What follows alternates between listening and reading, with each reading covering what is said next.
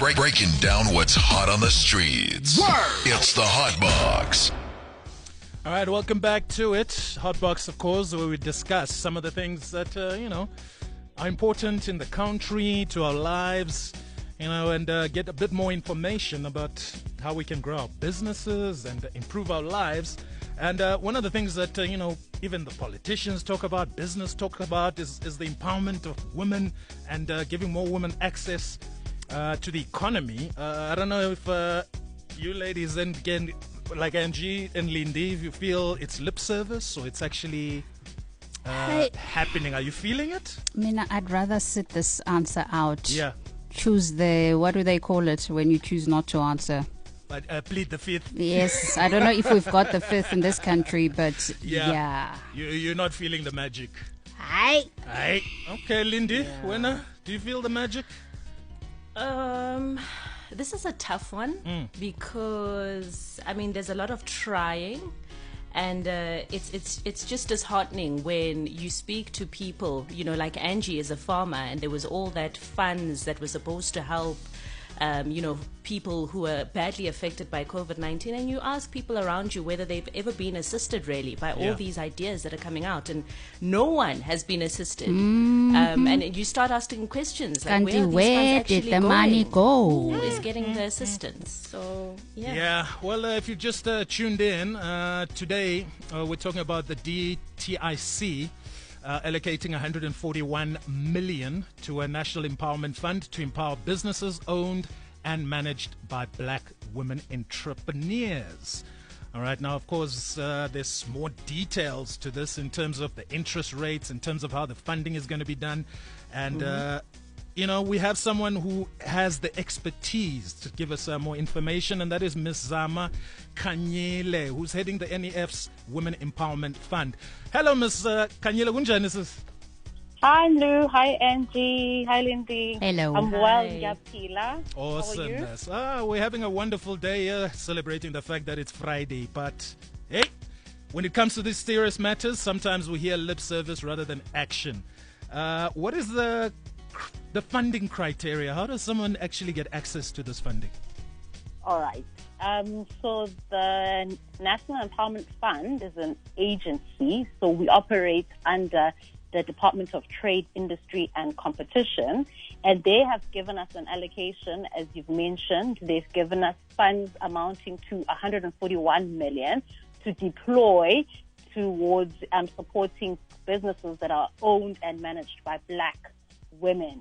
So the criteria to qualify is that you must be a business. So it's not an individual that we loan money to, but it must be a legal entity. So it must be a company, a PTY, LTD, a CC, or a trust, or any other registered entity can apply. The rules are that the business must be at least 50.1% black women owned. So we want to see that most of the shares are in the hands of black women. And we also want to see that these black women are running the show. They are operationally involved, so in the day-to-day activities of the business. And so another requirement is that it must be a business that is managed by black women. You must be tax compliant. You must also then demonstrate that the business can actually make money. So we say that it shows economic merit or it is viable.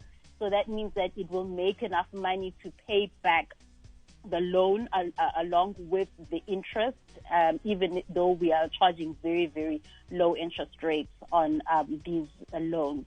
It can either be a new business, so you could be starting off something new, or you could be expanding your business that you've already started and you've identified an opportunity to grow. And this sounds like NEF would be the perfect partner for you on that growth strategy. We can then partner up as your funding partner, or we can help you buy into businesses that were previously white owned, and you've identified a unique opportunity to buy that business and grow it and turn it into something great in the medium to long term. So we can also assist with acquisitions. And we participate right across the spectrum. So the primary sector, secondary sectors where you're processing, and also the tertiary sectors that are deal with the distribution of products. And so I heard one of your colleagues talking about how they are into agriculture. So we certainly can fund within the agricultural space as well. Hey! Did you hear that? Did you hear that, Angie? All right. Suguma, Angie, Suguma. Zama, it's Lindy here. I mean, one of the things we have as South Africans is mistrust, right? There's a lack of trust because we've seen funds that are made available that don't go to the right hands. And so, we've heard the criteria, but my question is, how secure is this vetting process? So what's good and unique about the NEF is that we've been funding Black-owned businesses since the NEF was founded about 18 years ago. So we are well versed in dealing with Black-owned businesses, taking them through the application process, hand-holding, putting together something that we think our investment committees will approve, and paying those monies out. So to date, the NEF has paid out over 7.5 billion rand to Black-owned businesses. And so not only do we know how to support Black business, we've also improved or have procedures on the back end that ensure that that money comes back.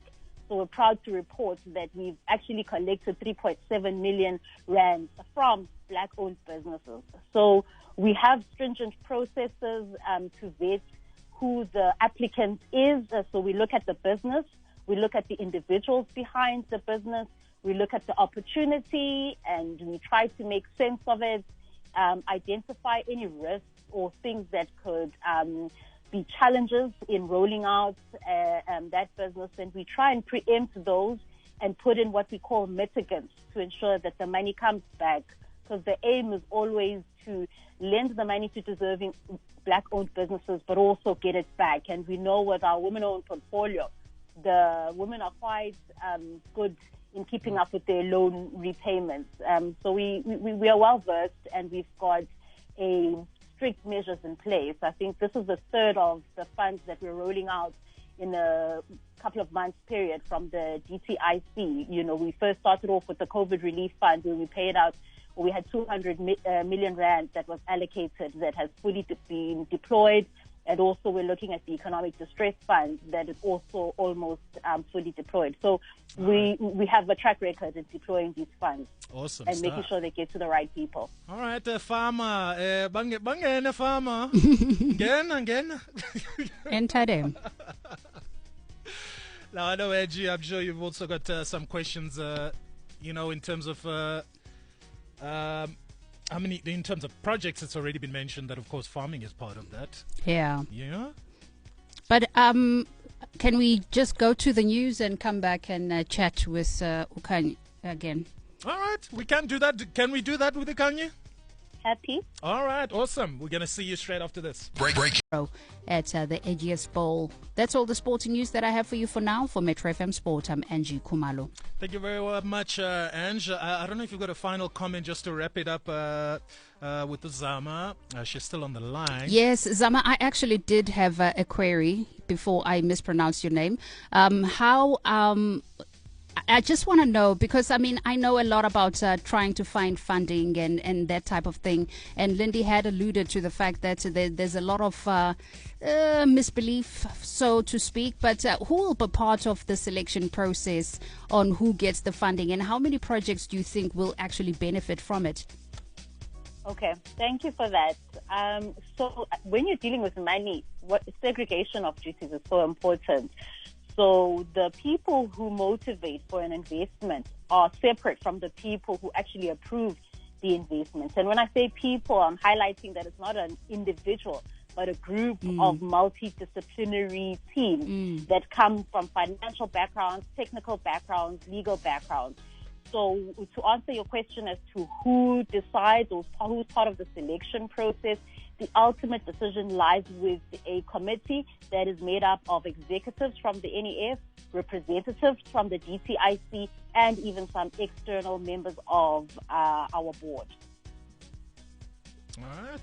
So it's a whole team to ensure that process has been followed, the investments are sound, and that the monies are being deployed in the manner they were intended to be.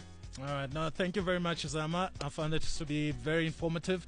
And sidebar, if Angie sends in an email, please look at it. No. She's gonna be. She's not gonna. You see, this is what they call colluding, and I'm sure. And we just ask about exactly. the vetting process. No. You see, I've just highlighted segregation of duties. Yes. So there'll be Definitely many eyes. Yeah, many eyes. That comes in. I really want to encourage people to apply. Yes. You can fund as low as 250,000 rand up to 10 million.